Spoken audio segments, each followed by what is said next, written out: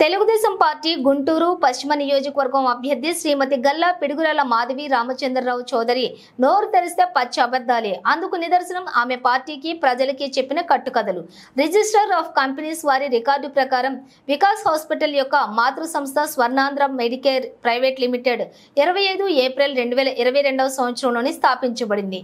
ఈ సంస్థ ministries of corporator హైఫర్స్ కి చెందినటువంటి సమాచారం ప్రకారం శ్రీమతి పిడుగురాళ్ల గల్లా మాధవి ఈ సంస్థతో ఎటువంటి సంబంధం కలిగి లేరు.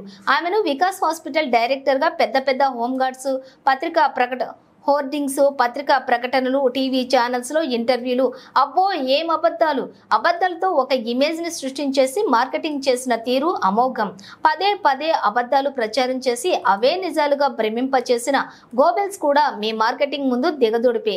జనవరి 2024కి ముందు వరకు కూడా కనీసం హాస్పిటల్ స్టాఫ్ కి కూడా ఒక రియల్టర్ భార్యగా మాత్రమే తెలిసిన ఆమె సడన్ గా వికాస్ హాస్పిటల్ తానే ప్రారంభించి నడుపుతున్నట్లుగా వైద్య విద్యకి ఏమాత్రం సంబంధం లేకపోయినా ఆమెను ఒక పారిశ్రామికవేత్త మరియు డాక్టర్ లాగా మీరిచ్చిన ఎలివేషన్ కి ప్రజలతో పాటు మీ సంస్థ స్టాఫ్ కూడా అవాక్కయ్యారు.